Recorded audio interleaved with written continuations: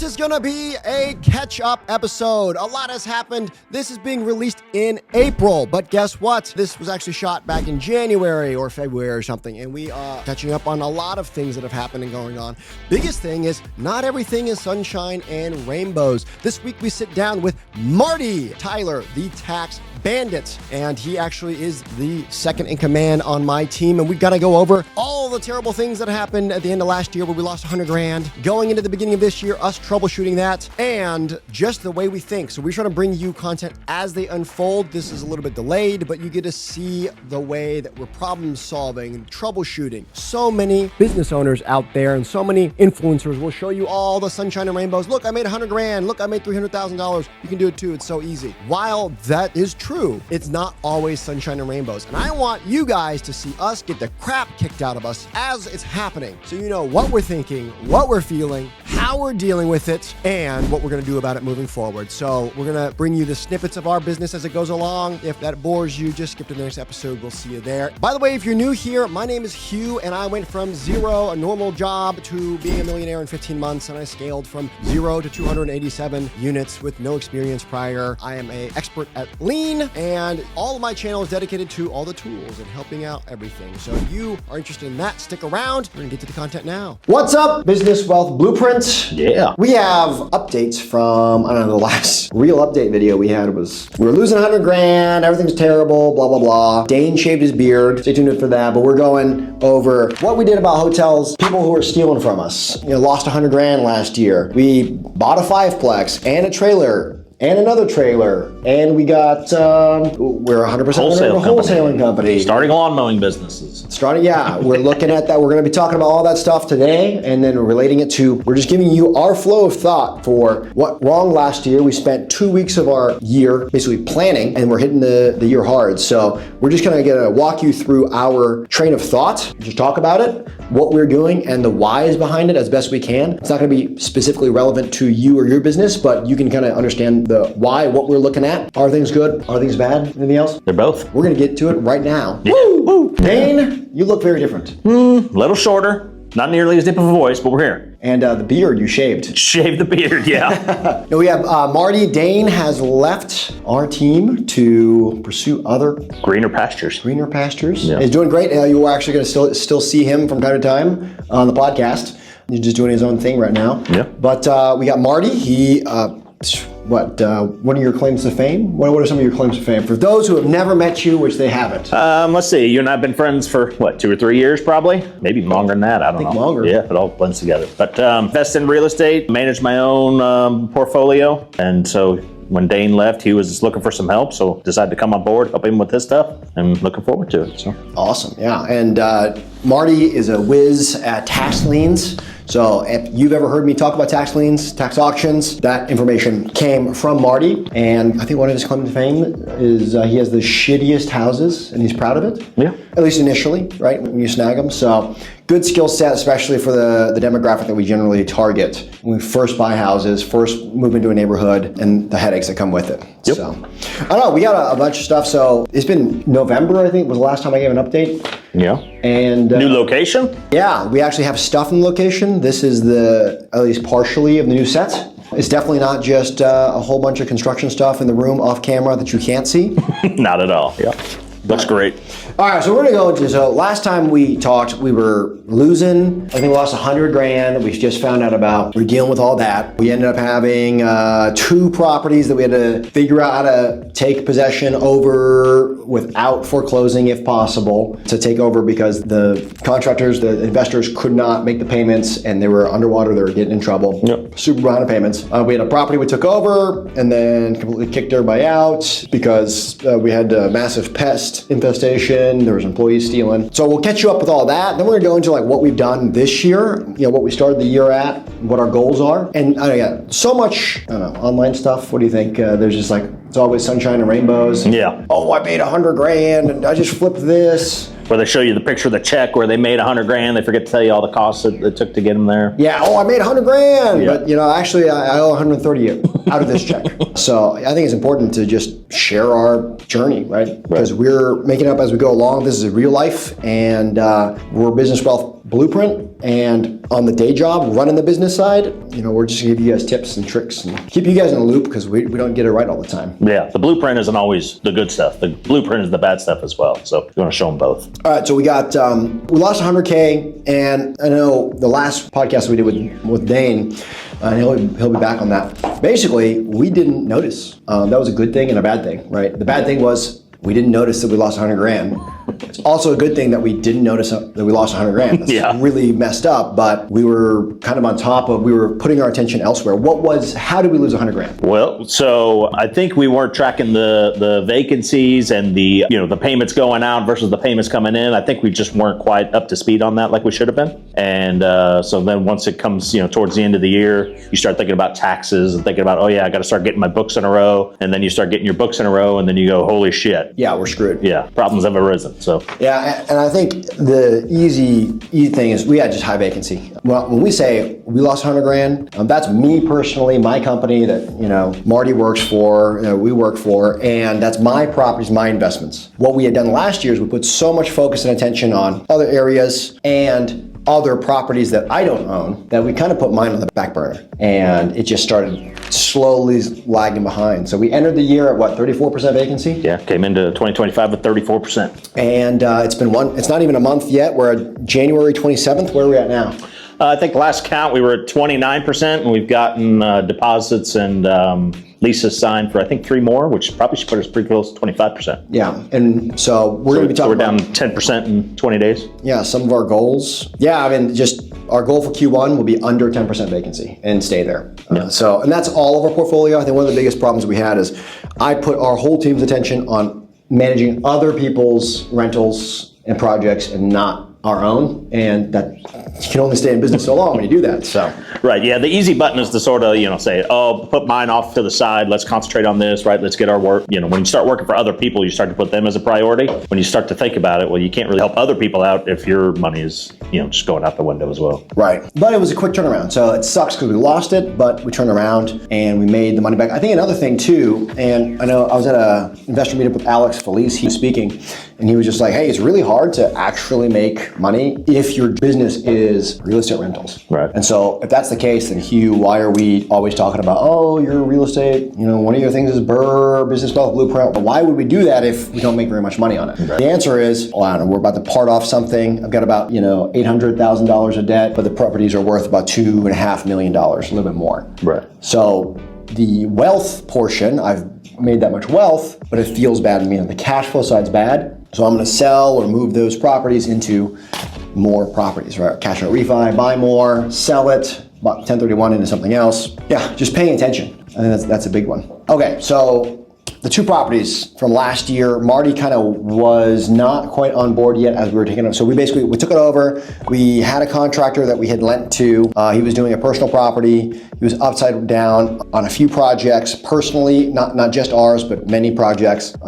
He was honest about it and was like, hey, what do we do? And so we kind of figured it out. We were just like, we'll just take the property back over where you're at, sign it back over, and we'll just walk away. So you go your way, we'll go ours. That ended up fantastic. We were able to, now we had to put another 35 grand into that project. I think it started 200 grand behind. So now we're 235 grand into it. It's ready to go. It's already got an applicant today. I mean, that was like 10, 15 day project, right? Super quick to turn, but we had the 35 grand to throw in, the contractor didn't. Right. And that was kind of the make or break. Yeah. Now, what are we gonna do with that? Because now we're 235 grand in. That's actual cash outlaid, right? Because we got the property back and he wasn't paying us on it. And so the house is worth about 350 to 375. So we're doing very, very good on that house. We'll probably do a cash out refinance to reap the coffers if we need to, and then take that equity back out, and then we'll go do it again. So we're very lucky with that one. That could have gone very poorly, but again, people getting a bind and just working with people, I think is a big one, as long as you're honest with it. Yeah. Second one of that one, we took it over. It's much more massive project. That one we're like super upside down in. I think we were 270 when we took it over, and we're putting about 100 into it, maybe 160 into it, something like that. And we're going to be all in 375, 400, something like that. The house is probably only worth 400. So we'll be either nearly break even or even upside down a little bit, but it'll be super, super nice. Yeah. Not good, not great, but we'll only lose money if we sell right now. Right. Yeah. Or if we, whatever. We could cash out, refinance, get a large chunk of it back and, make some cash flow. Maybe we get 200 grand out, we leave 200 in the deal. We just wait, right? 5 years from now, it's gonna be worth significantly more. Right. Great place, right across from the hospital in town. Very, very cute. No problems. New HVAC, new water heaters, new all plumbing. Everything. Everything's new. It's gonna be awesome. It's just, we also spent the money, right? If it was a forever home person, they wouldn't even blink at it. Yeah. They're going to be, I don't know, whatever the mortgage will be, $3,500 a month, something like that, and they would just be done. And they'd be happy. It'd be a wonderful place. Not good for an investor. Okay, but again, that's only because we were at the size that we're not completely screwed having lent that out. Right, and that's the joy or the reason that you always have multiple exit strategies, right? When you're looking into something, right? I think we originally bought it as a company to do a flip in it, right?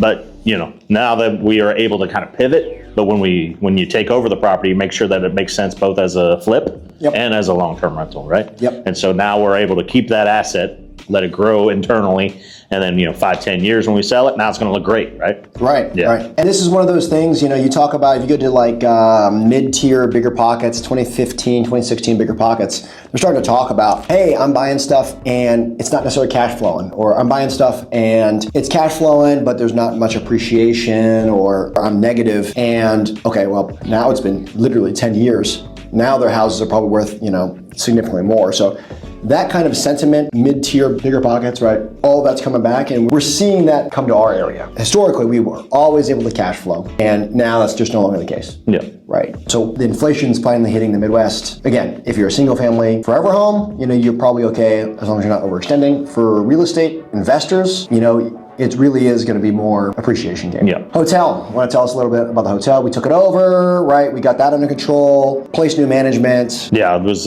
We realized that we had some employees taking a little bit of advantage of us, right, with some hours and some money and some not cleaning the rooms when they said they did and that sort of stuff. I mean, we've done a complete gut of that, both employees and a renovation, new roofs, all sorts of stuff. So we've completely changed the face of that entire hotel. Yeah, if you go to Tom Hughes, Improvement Starts with I, he talks about it, change the people or change the people, right? And what he means by that is either change and grow the people or change who the people physically are. And because if they're not going to listen, then they're not the right people on the bus, if you were to quote Good to Great. So we have some legacy employees. Quick pause while I have your attention. If you are unaware, we actually have free resources for everybody. There is a Facebook group with like-minded individuals of business owners asking the same questions and investors. We also have free tools available in the link below. The free tools will take business owners from zero to making money and automating their business, and also teaching people how to invest. Enjoy. Back to the video. That we trained, developed, poured into. All they had to do is do their job. And I mean, like, show up to work, answer the phones when they're supposed to, right? We worked with them every bit of the way. Everything that we could have provided, we did. And it got to the point where you're punishing all the rest of the team to force everybody to deal with someone who's dragging the whole team down. Right. And we actually lost, I think, 2 or 3 good people because they were like, all right, well, we're done working here. And, finally, we just changed the people or changed the people. And I think completely turned around. We were historically at like 9 rooms, 15 rooms, something like that. It's a 30-unit building. And we're making more out of those 9 rooms than we had when we used to have 15, 16. Yeah. And now that we've gotten it turned, right, we're seeing the occupancy, right? We were kind of hovering a little bit. And now we're starting to see the hockey stick that everybody talks about, right? Now that the word's getting out, we're starting to get good people in there. We got good workers, right? Now we're starting to see that vacancy go up just exponentially week by week. And that one kind of sucked too, because we said that's the one that we cancel all the guests. Yeah. It was a motel, and there was just a massive cockroach infestation, and we had to basically said, okay, we can't hit it room by room by room. We've been trying that for months. 20 grand, everybody leaves, so we're burning the candle at both ends. We don't have any income. The place is shut down for 2 weeks. Yeah. Everyone's out. were spraying. But then when everybody came back, or we kept paying. Then we had the employees to pay. While there's zero income, and then when we came back and we hit it hard, it was just like, okay, rooms are clean and there's no bug, there's no whatever, and we're currently renovating some of the worst rooms right now, and it's gonna be awesome. Right, and now we got to step up the marketing, right? Get the good people in there, start getting the word out that we're a different kind of building now. So several things happened. So then we had several acquisitions. So what we had, we took over 100% ownership of our wholesaling company, Freedom Properties. Who knows how long we're going to be at that, but we took it over and it's doing very well. I think we closed 2 deals, or we're about to close 2 deals, and It's not even 2 months or a month in. So that's great. And then we acquired a 5-plex the second day of the year. Forgot about that one. They were like, "Are you here?" I'm like, "Hold on, I gotta go to the bank." So about a 5-plex, right? When you get at this point, it's like, okay, yeah, buy a house, rinse and repeat, do this thing, do the numbers make sense? Let's roll with it. Bought a trailer house that came through Freedom Properties. That one we'll probably put be all in 80, 90. Yeah. And it'll probably less. Yeah, maybe less. It'll rent for what, $1,100? $1,100, yeah. So we should end up in a great area that we think is going to appreciate pretty quick. That companies will buy us out. It's right on a main thoroughfare, so we're buying it cheap, cash flowing it for a few years, and hopefully somebody will buy us out pretty quick. It should do well. I think it makes sense, yeah. And if not, we'll cash flow forever. Yeah, we'll just hold it, right? Worst case scenario, you just keep it and make money. Right. Again, that multiple exit strategy, right? It's not a flip, but it's a appreciation play, plus it's a cash flow play, right? Yeah. So one of those two is much more likely to hit than just one of them. Man. So, I mean, we got the year off to a start. We're not even a month in yet, and it's just getting hammered with everything from all sides. Yeah. Okay, so a part of this stuff is the importance of looking ahead. We did Q1 goals, we did 2025 planning. I think the first 2 weeks of the 3 weeks, 3 weeks of the month have been us planning. Yeah. And Marty, you want to tell us a little bit about dealing with, thinking about? Yeah, so when I came in around, towards the end of the year as I saw the vacancy issue, and, we were talking about that. And so, we've decided that we're going to make vacancy a company-wide issue, right? It's not just going to be something that we deal with. We're going to ask all of our employees to help out with. So we came out with incentivized the employees, if they find a tenant for us, they're going to get a little piece of the profit, right? We want the employees to feel a part of this company and enjoy some of the fruits that we enjoy. So, we've started that program to help that. We want everybody to be concentrating on that. So every day at our meetings, we talk about it. We bring up the list. Here's the vacancy properties that we have. Here's what we need in order to fill that vacancy, whether it's pictures, whether it's a rehab, whatever the case may be. And so we're just making it a focal point of the company for right now. Q1, that's all we want to tackle. We'll let the other stuff kind of slip by the wayside a little bit if we need be, but the vacancy is what we're going to fill. Yeah. And so as an ops guy, so we're operations, right? Hugh, good at operations, but I'm a visionary when it comes to operations, and Marty is an integrator, and there's some great books, Rocket Fuel, that are out there, but the gist of it is I'm very good at high level and a lot of complexity and a lot of strategy, but then I'm very bad at fine details and execution, and Marty's the opposite of that, so I think we're going to complement each other really well. Yeah. I'm going to talk about vacancy real quick because, again, this is tied directly to the $100,000 loss that we had last year. And basically, every company has what's called a queen bee role. It's directly from the book Clockwork by Mike Michalowicz. Analogy is basically, okay, there's a beehive, there's a bunch of bees. Many bees do different things. There's foragers and there's water bees and there's all kinds of stuff like this, whatever. And then there's the queen bee. The queen bee isn't important. The queen bee's job is important, which is to lay eggs. That's the only thing it does. So the queen doesn't poop. She doesn't go outside to poop. She doesn't do anything. All the other bees take care of all her needs. They feed her, they walk her around, they exercise her. When she goes to the bathroom, they'll take that outside. Her only job is to lay eggs. So then I'm not taking your dumps outside. Don't take my dumps outside. Although there's many houses we have where we're taking lots of people's dumps outside. Other people's dumps. Yeah. So the queen bee role analogy is basically, now let's say I'm hanging out, I'm a forager bee, right? I'm a freaking water bee, I'm a nurse bee. If something happens to the hive, everyone drops everything they're gonna do and they're gonna protect the queen and the queen bee role. And so that's nicknamed the QBR. Every company has the thing. So the hive cannot function, doesn't matter anything about the hive, where it is, what its face, it doesn't matter. If the queen stops laying eggs, the hive ceases to exist. Every company has a function, whatever that is, a product they sell, a service they provide. That's the one thing they need to do to fulfill that service. And so we basically just realign the whole year on 2 weeks of planning, and our queen bee role is fill vacancy. So anything that we do for our mins at the end of morning meeting, during battle plans, I'm going to do this, Marty's going to do that, Bill's going to do this, Jim's going to do that. They're going to look at that through the lens of the queen bee role. Is what I'm going to do help to fill vacancy? If not, don't do it. Go do the thing because it's more important. Right? Or if I or Marty asks anyone on the team, hey, can you go ahead and do this? Everyone has full authority to say, are you sure? Because does that fill the queen bee role? And we can either A, we'll have the option to either A, override it, or B, and say, yes, it does because of this reason. You didn't see it because, whatever, we need to do this so this company can come in and do Y. Yep. So, I don't know. Anything else? I mean, this has been a crazy update for us, but... I think another good thing that we did was you and I talked for 2 or 3 weeks, and then, you were telling me all the ideas that you had, and then I wrote them all down. And I said, here's the 15 things that you have mentioned since our 2 weeks. And I said, which ones do you want me to concentrate on? Because I can't concentrate on all of them, right? And so it gave you a little sense of, oh yeah, I do have a lot of ideas. This one was just an idea I had off the top of my head, and you were like, this one doesn't mean anything. So now I know as the number 2 guy, the ops guy, okay, he's just using that, he's just spitballing an idea there. That's nothing for me to worry about. Here's the 3 or 4 things that you want me to concentrate on, and now I know my responsibility, and now you know what I'm working on, right? So we're both on the same page. And I think that was a valuable exercise for us to do. And I think that had, that was during the 2 weeks of planning where it was like, okay, tell me everything, just brain dump. And a lot of the people that are listening to this, a lot of people that are in charge of companies have severe ADHD. Right. And that's very normal. And it's a superpower because you can handle that complexity.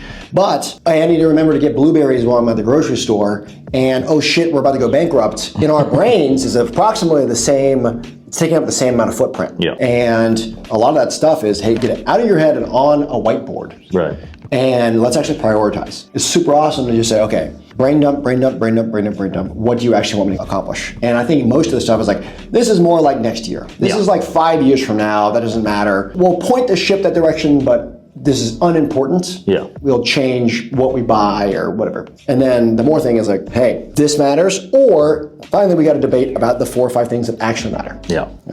Last one is, again, from a 2-second lean standpoint, ops standpoint, we're spending about $14,000 on mowing, and then another $6,000 on snow removal. Right. Then $4,000 on, landscaping? Yeah, I think we found about 25, 30, 35 grand in bills that we're paying out to people that we think we could bring in-house as one employee and take care of all that. And then that allows us to prioritize those people to, prioritize the jobs that we want. Oh, here, go do this right now, please. And then it will hopefully save us a little bit of money as a company going forward. Yeah, and those are just bills we're already paying, right? Our property manager calls someone, they contract someone, you gotta mow these properties, right?